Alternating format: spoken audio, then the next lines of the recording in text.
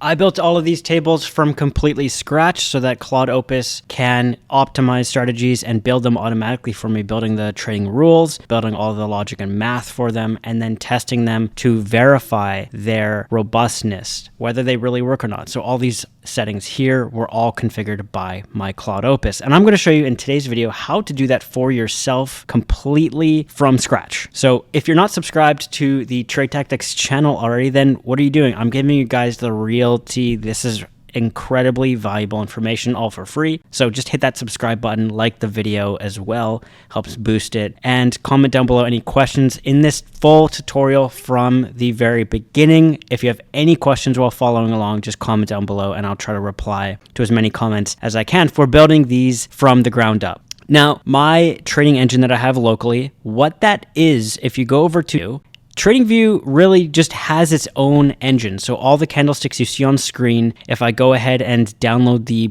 price data here, it can download all the candlesticks, right? And so if I hit download chart data for this and I open it up, here is all the calculation data for my indicators, and here's all of the price data. So the open, the high, the close, the volume, etc. And it's just a giant text file. So what TradingView does is it downloads that from the exchange. Whether you're doing Forex, this can work. You can download it from any stockbroker, and then it just plots it for you in a really pretty way. So what we're doing is essentially a very similar process. We are going to build a system that downloads the price data.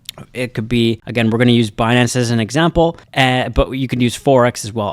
Interactive Brokers has a global API. They have gold, Forex, stocks, etc. And so that can work as well, just to be clear. So when you're following along, you would just ask your Claude code to do that instead. Now, for any of the setup instructions, if you don't yet have Visual Studio Code, you are going to need it. And it's really easy to download. And it essentially just is like a command terminal that you're going to talk to your AI agent in. And you're also going to need, once you have that, to install Claude Code. Here is the documentation here to do that. Now, if you're not sure how to do this, you can just go to ChatGPT or Gemini and just ask it for the instructions, right? You can ask it, I'm trying to install Claude Code. And once you have Claude Code installed and set up, then you don't need to use the regular chatgpt.com anymore, because you could talk to your AI agent in your terminal, which means that it has access to your files and it can build a full folder structure for you, all the files that are necessary. It can install all of the things that you're going to need, all hands off. So you don't need to do that. Now, if you're using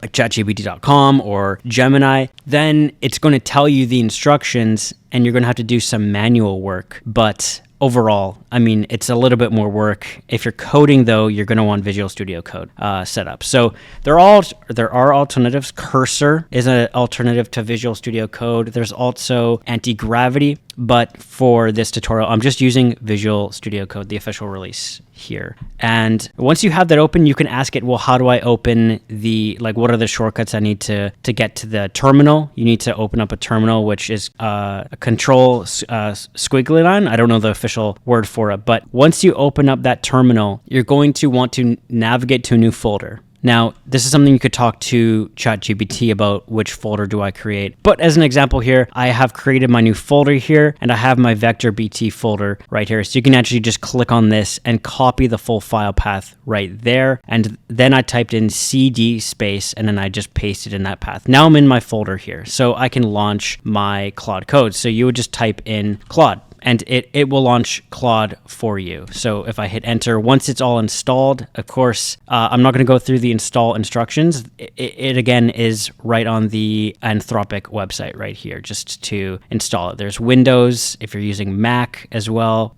And there you go. It's really easy. There's like 2 things that you have to do and then it's installed. So for this instructional, I'm going to be using my Claude code, but I'm going to be using it through Droid. So I'm entering the Droid command, and this just gives me better system prompts. So I'm going to select my model, and I have set up Claude Opus 4.6 in it right here.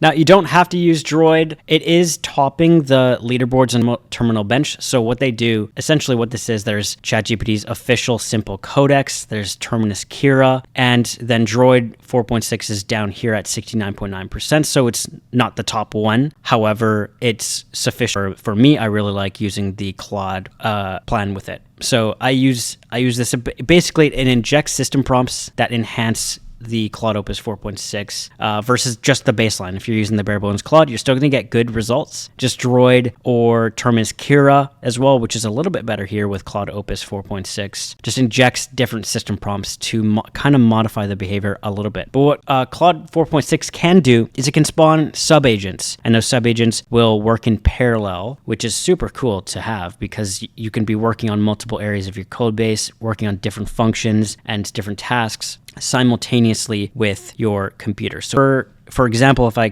press Control-Shift-5 here, I can open a second terminal, or if I press it again, I can open up a third one, and all of these as well, I can just spawn new. If I type Droid, I have another Droid here. If I type Droid here, rather, then I get another Droid here. And I can have all of these working in parallel as well. So there's multiple ways to do it, but just for simplicity, let's close these and just work in the one that we have here. So where we're going to start is I'm going to ask it to build our system prompts. So now our system prompts are basically what is the project that we're going to do. It's completely empty right now.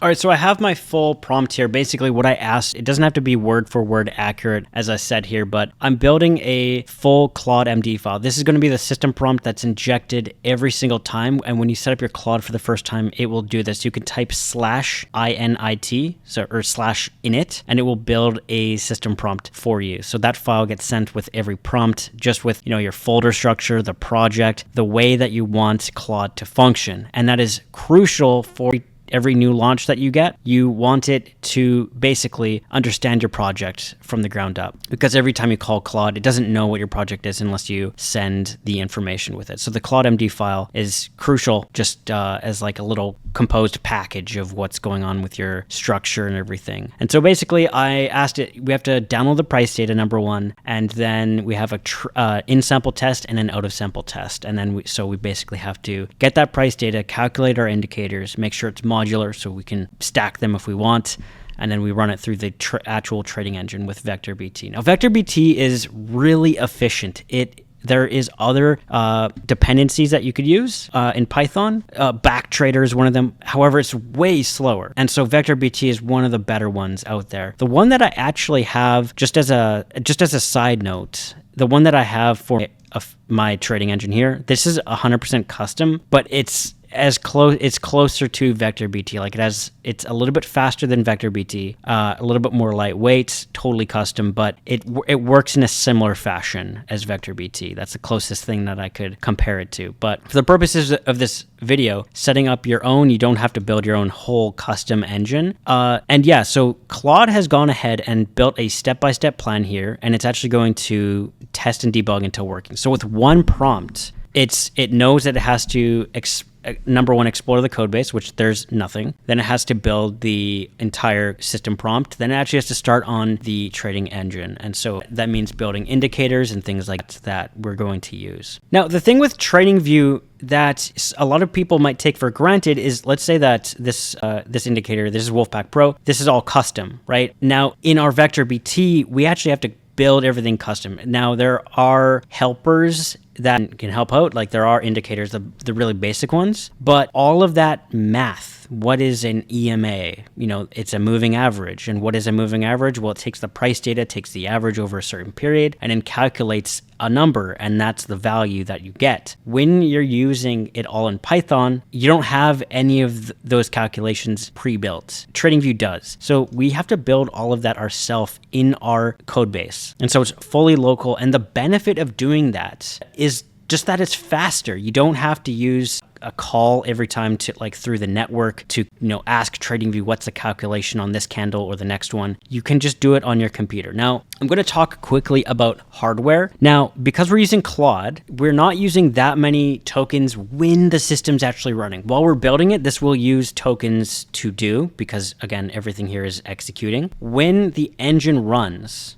and is doing thousands or millions of backtests, your Claude actually just goes to sleep and waits for it to run and finish. So you're not using any tokens when you do that. So there are upsides to doing it locally. And when you're actually using Claude, it's not a local language model, so it's not blasting your GPU, it's calling Anthropic, and so it's using Anthropic's GPUs. So the heavy machinery actually, when it's running, happens on your CPU, not your GPU. And the amount of parameters that you can test per second, for example, I can get maybe up to 1,000 per second once the whole system's optimized, if it's really lightweight and the code is built efficiently. Instead of waiting for TradingView to do a deep backtest, like here, see it's loading, that's it running through its servers and its system. And so it has to take time to load this, and it's still going. Now, if you do this locally, you can maybe get 1 per second or 10 per second or 100 per second or maybe 1,000 per second. And so it's far faster than TradingView. And the benefit of that is you can do deep analysis, whereas on TradingView, you'd be waiting months to get the same amount of work done. So if you want to know if your algorithm works, if it passes the stress test, this is the 10-minute chart on Ethereum, for example. Just there's lots of candlesticks on the 10-minute chart, right? We're talking 800,000 candles that it just had to process, and it took 15 to 20 seconds there. Whereas locally, you have the file for all the price data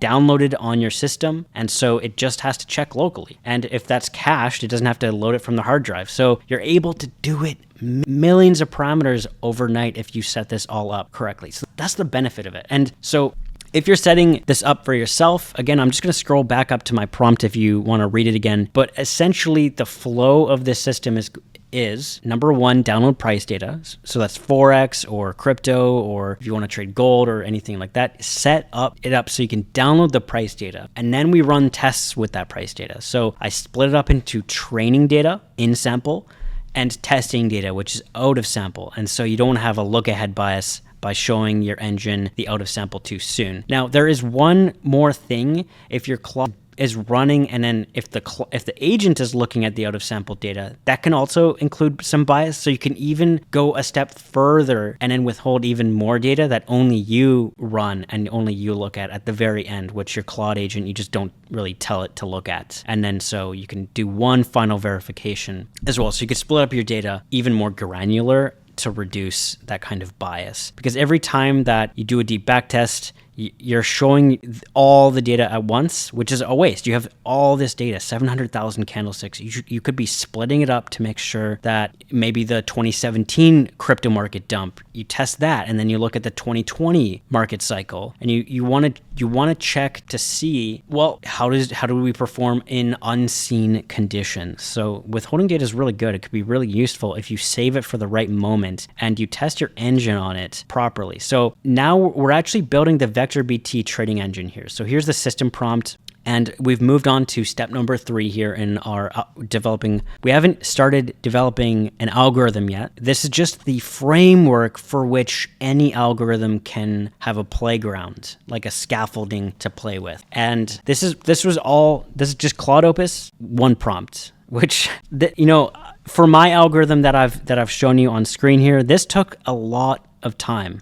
to build this training engine and to get these results. I have more of like layers, like it will test one layer at a time and then verify them all at the end. Whereas you could do other methods, which are kind of just all of the layers at once. So if you take more time, you can build the system, but you have to pay special care to how your system selects the final parameters, because the goal is to have the most flexible parameter set that can respond to any market condition, but still has pretty good drawdown metrics. So one last thing that I am not going to go through in this video, but it's not that hard to set up, is taking your data, and I already talked about splitting it into 60% of it's in sample, and then you retain some more of it and maybe splice it further for out of sample testing. You can also randomize it. You can also jumble up the candlesticks, do Monte Carlo simulations or bootstrapping simulations to get all of this randomization, which is incredibly helpful because you want to see how stable your system really is over time with different variations of history. And if it can pass, the majority of these, it might not pass all of them, but you want to see what is the worst of the worst, right? And how bad can it get? Because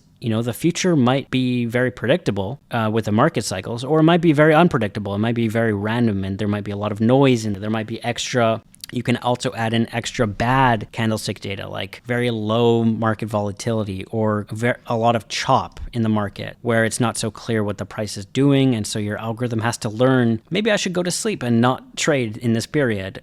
And maybe it can automatically wake up once that volatility or once the volume picks up over a certain amount. So that is the structure here. And again, if you are looking at this and you're overwhelmed, I'm trying to do this step by step, but on SignalSwap, we do have the backtesting as well. We have a very advanced system that does the same kind of approach. It does the Monte Carlo simulations as well, and it does it directly in PineScript. And so you can run your tests over on signalswap.io, which the website is open for alpha testing. Backtesting will be up soon, but you can connect your Bybit exchange, Apex, or Pinex exchange as well to connect your trading signals. And yeah, there's no credit card required or anything like that.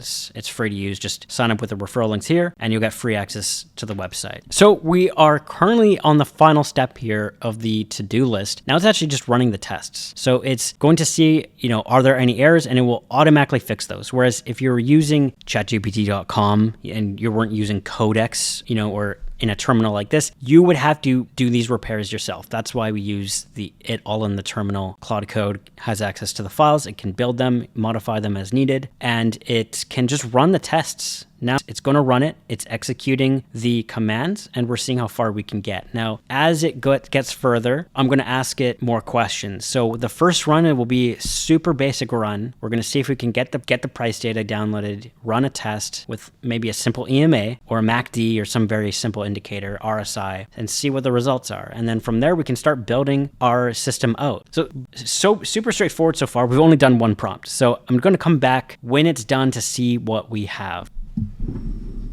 So where we're at here, I just asked it to use a library, and of course TA-Lib, that's Lib, is an library that has a lot of the indicators, the very common ones. So you can build these custom logic for more complex or comprehensive indicators. However, this library just for testing will work just fine. So we're going to run this EMA crossover and see if it's not going to survive some of the harder tests because it's just an EMA, but for testing we'll actually be able to see the results in the dashboard after this run finishes. And then one more thing that you're going to have to do just to make sure that you're utilizing your computer fully, you want to be able to use the maximum CPU cores. So if you have like a parallel, so you want to be using maximum threads or cores on your machine. So what it can do, you just ask it to make full use of those, and when it sets up the structure of how it's running this Python code, you can make it more efficient, and your Claude Code will be able to set that up. And if you're really meticulous, you can even set up meters, like an electricity meter that goes to your house, for example. You can set that up in your code to actually look at where is it spending the most time, which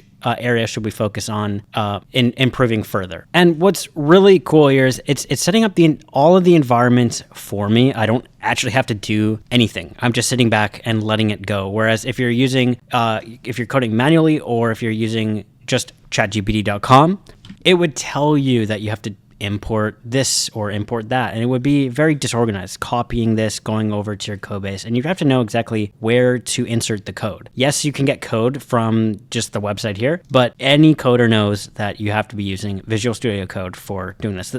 Like, I'm just sitting back now and letting it run, and I can kind of monitor what it's doing and step in if I need to, but for now it's actually working pretty good, and it's optimizing my system here. So I can, when it does this run, it'll be extremely efficient, and it'll get more backtests done per second. So the amount of speed you'll actually get is proportional to your CPU. So if you have a lower quality CPU, you'll still get fast backtests. However, it will be slower than if you have a multi-thread CPU or anything like that. Here, I've just asked it to rewrite the backtester to be even more efficient. So you can always ask it to just keep seeing what it can upgrade. And the data fetcher, we also want to have smart incremental CSV fetching, meaning if it's already fetched the data, it doesn't have to go and do that twice. And if there's any missing data since the last time it ran, it'll just add that to it. So with a little bit of prompting there, I just asked it to make it a little bit more efficient as it went. And then I wanted it to make the dashboard that it launched just a little bit more pretty. We're going to see it in just a second. We're almost done here. We have our first successful run, and this was totally from scratch. So I have no idea what we're going to see at this once it's ready to go. All right, so it's done. I asked it just to clean up the dashboard, making it a little bit less cluttered. The first one it built was a little bit more rudimentary, and here we are. We have the backtest it ran, it optimized it, and here are the backtests. We have the 3 top winners displayed here with all of the metrics, the max drawdown, Sharpe ratio, the out of sample data, and the in sample. Very, very beautiful. This was literally nearly a one-shot prompt. I did have to direct it a little bit while it was running. And we can set different strategies here from the dropdown, so I can select what I want to display on the graph. If I want to take some of these off, I can remove them, clean it up, just to show the ones that I want. So the top one here, this is the equity graph, and then we have our drawdown graph, which, again, this is just a simple EMA, so we're expecting the really high drawdown here, 53%. We're not expecting anything incredible with this. But from here, this is just an EMA. We can ask it to build other strategies and combine different filters with them and then test them. So this, right now, it's already done and set up for building us any amount of strategies feasible using Claude Opus. So we can ask it again. We can go back to it. We can ask it to build more complex strategies. We can ask it to take those strategies. If we want to trade live with them, we can ask it to translate it into PineScript, and then we can go to our PineScript terminal. We can open up the code, and we could paste the PineScript that it gives us in here, and then we could set up our trading alerts if we want to trade live with it. Now, you can also, in Python, you can ask it to set up right here. You can have it also trade for you with the webhooks. You can ask it to connect to the, for example, you could send a webhook as well. You can plug that webhook into SignalSwap.io, which already has everything pre-configured for you. So you could set up you could go to the create bot category on SignalSwap.io. You could use the free feature just to set up your bot. And then when it gives you the webhook here, let's say that you just wanted to put a small test amount here just to trade with a brand new bot. Generating this through SignalSwap, there you have it. There's the webhook URL. You would paste that into your Claude Opus. Then you would get the alert message, and you would ask Claude Opus to take that alert message and send it appropriately to the webhook URL destination. So you could also do that locally on your machine, but also, I've designed that to work directly on TradingView. Typically, you will run your PineScript, you'll set up the alert, and you'll paste the message in here and the webhook in this webhook URL right here. So typically that's done that way. Now, if you run it through TradingView, the signals will work all the time, and their servers have a 99.9% uptime. If you run it locally and you want to trade through your machine, the signals would only work when your machine's on and connected to the internet. If there's any lag or anything like that, could affect trading performance or give you more slippage or things like that. Some signals might be missed. So that's just one potential drawback to doing it that way. Or you could rent your own servers and do that if you're setting up something more robust, if you were doing it yourself. But most people are okay just using TradingView. They're already using TradingView as is, so they can do it that way. But that's how you would set up for live trading. And from here, the sky's the limit. We have our dashboard set up. Let me just ask my Claude Opus to explain the entire pipeline for a beginner, but essentially what it is going to be fetching the data number one. Then we split it up into our in sample and out of sample. That is crucial. And then from there, we can go on to calculating our EMA values against the price data. For example, you have your price data. Again, let's just pull it up here. This is the price data here, just as an example. We've downloaded this from TradingView, but our Claude Opus was able to download something just like this on our machine. And from here, takes that price data and it knows all the values of the closes, so it knows how to calculate an EMA. It knows how to calculate ATR. It can calculate all of that, and then it just funnels that through the trading engine itself to calculate the net profit, the drawdown, and all the metrics. Now, make sure that you're not telling your Claude to just maximize net profit. You want to minimize drawdown, number one, and also potentially just work on the Sharpe ratio. Get that Sharpe ratio up because it factors in drawdown or downside risk as well as upside. So here's a step-by-step of my pipeline here. So if you want to take a screenshot and just paste that into your Claude Opus, you can do that as well. The data fetching is number one, splitting the data, indicator calculations like I just went through. Then step 4 is the signal generation, plugging it through the pipeline. And then we run our actual backtest, the in-sample backtests tests. Then we pass or fail our in sample. Then we do our out of sample validation at the very end. And once it passes, if it still passes the out of sample, it goes directly into the dashboard. So from here, we can just circle back to the very beginning and then ask it to design a strategy, and I can configure how much drawdown I want allowed, how much Sharpe ratio I want it to hit, and it will keep looping over and over again until it hits those benchmarks. Or if you really want, you can head over to, if you really like the TradingView, you can head over to TradingView. You could paste any TradingView indicator or strategy that you want, and it can configure that to work as well. Of course, PineScript is different than Python, like we're working in Python here, so it will have to translate. You might have to massage it a little bit to get the translation to be exactly one-to-one direct. Or you could head over to the SignalSwap. Or if you want more ideas, you can head over to the Trade Tactics Discord.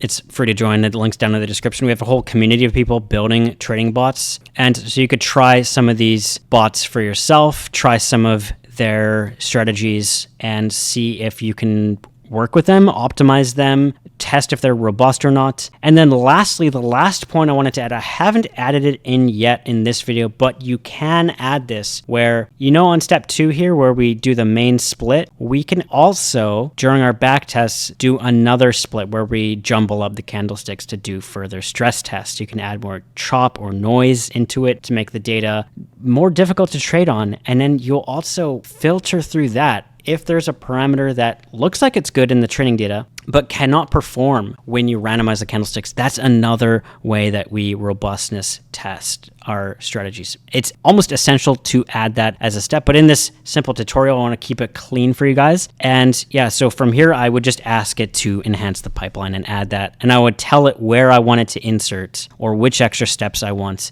to have. Like for example, here, out of sample validation, we want to have our filters rejecting any combos that seem like they perform well in sample. And we might even want to have a second out of sample, again, like I touched earlier in the video, where it's the out of sample, the AI just doesn't look at that at all, so that it's not peeking at it, or if it's deciding whether it passes or fails, it's not going to have access to that. So you can look at that yourself afterwards as a final verdict to see if it really does perform, or if it was peeking and cheating, that can eliminate that kind of bias from it. So that's the whole tutorial. If you have any questions, just comment down below, and I'll do my best to answer any questions on this video. If you want maybe a more in-depth, or if you want me to enhance this further, let me know. I'll be taking suggestions on which follow-up video that you'd like me to do in this series. But from here on, I highly encourage you to subscribe to the channel. I'm giving you all of the tea again. Like the video, drop a comment down below if you have a question, and I'll see you in the next follow-up video I do in this series. I'm going to be doing more advanced strategies and letting my Claude Opus control my computer overnight more and more as I enhance the strategies that it's building. And I want to show you guys kind of the logic that it finds, which strategies are best that it's finding and which are not as efficient. So I'll leave you there, and I'll see you in the next video.